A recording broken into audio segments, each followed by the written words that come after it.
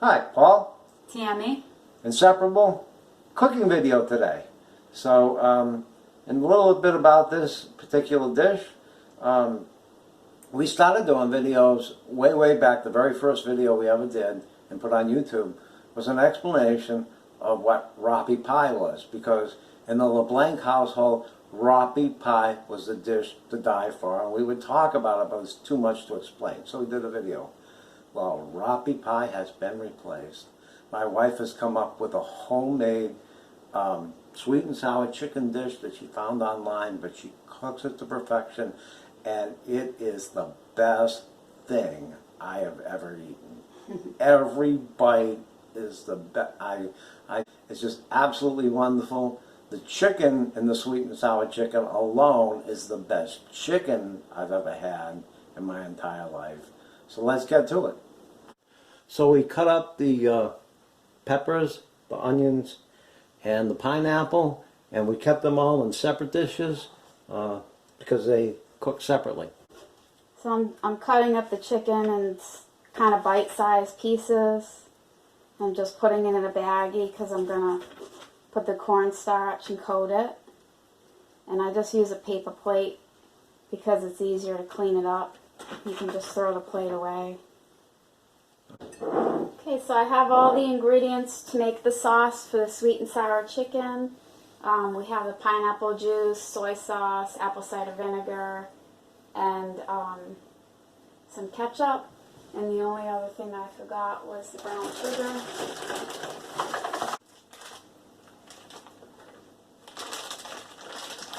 Okay, we have a brown sugar. So I'm just going to measure everything out here and make the sauce. We buy these little cans of pineapple juice. Makes it easier because you only use a little bit at a time. So this is just about a quarter cup of juice. And then what we're going to do is I add the cornstarch right away because you don't want to add it when it's in the heat because it ends up not mixing in right. So you got to add it when it's cold or room temperature. So just 1 tablespoon of cornstarch. We add that. And then we add some water, just 2 tablespoons of water.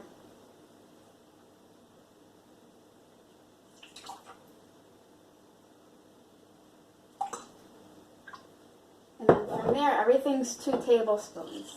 So we got the soy sauce, 2 tablespoons of soy sauce.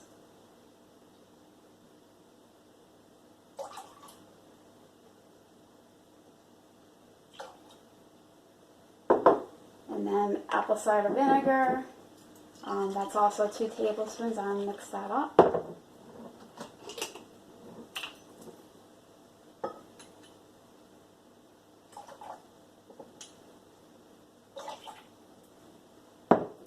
And then usually what I do is I just add this to the pan, start warming it up, and then I add the brown sugar and the ketchup.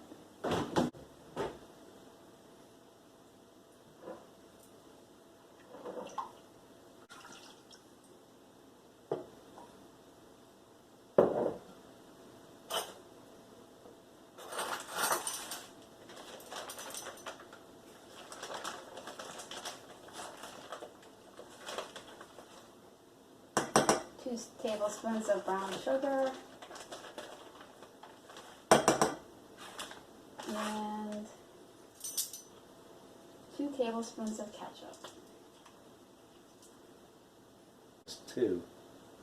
Except for the cornstarch, that's the only one that's 1. Yeah. And then once it starts warming up, it'll start to thicken a little bit.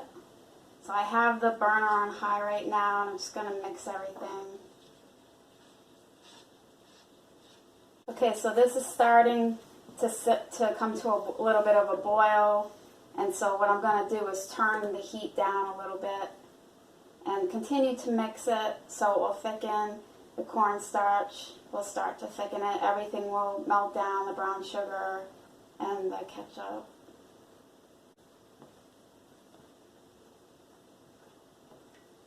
Okay, so now it's got to a little bit thicker consistency. Everything's melted down. And so what we're going to do is just remove it from the heat and cover it. And it'll continue to thicken. And while we cook the rest of the stuff, we just leave that on the stove off the heat. Do that again. Okay. So I'm just adding the cornstarch to the Ziploc bag that I have with all the cut up chicken. And what I'm going to do is just mix that around. Pretty simple, just coat it. And then I'm going to get the pan out and start to cook it.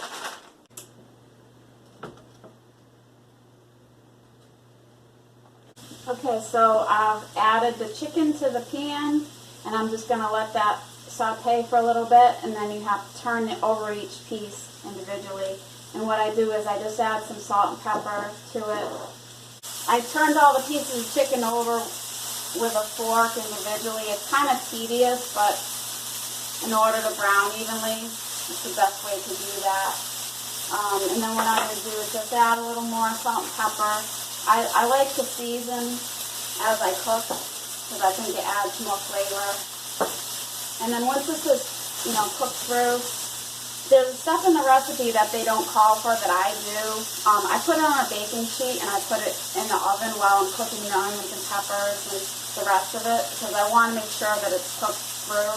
And I do use a meat thermometer, but I still am paranoid that because I'm only cooking this on the stove top that some of it might not be cooked through or something. So,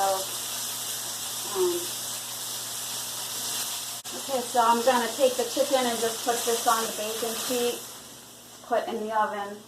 And before I do that, add a little bit more oil to the pan. This is just olive oil. And then I start the onions.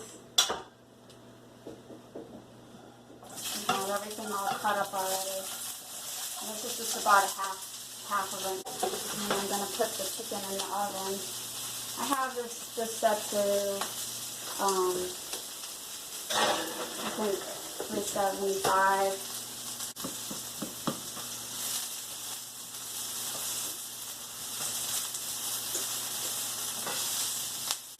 I'm going to add the pepper. So we have just about a half of a red pepper and half of a green pepper. I think the recipe actually calls for a whole one of each, but we just use a half. And just add a little bit of salt and pepper. Like I said, season as you go. Adds more flavor to the dish.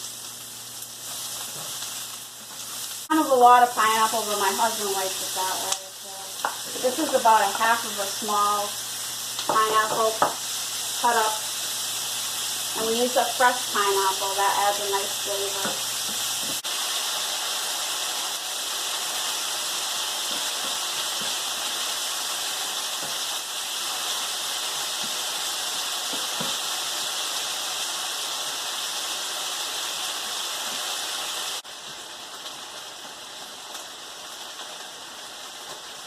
Okay, so I'm ready to take the chicken out of the oven. I just checked it with the meat thermometer.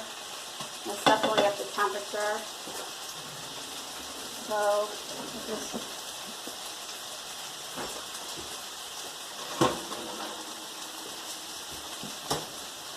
add it back into the pan.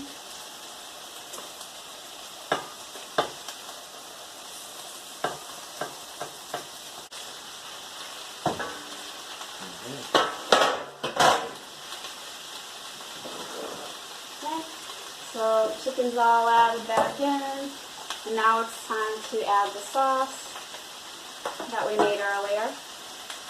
And you can turn the heat off at this point because it's all cooked. So we just spoon the sauce right over it.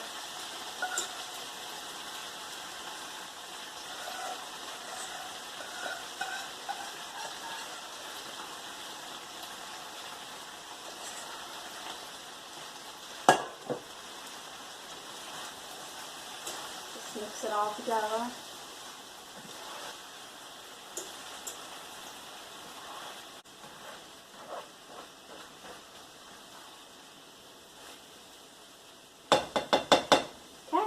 That's All it. done.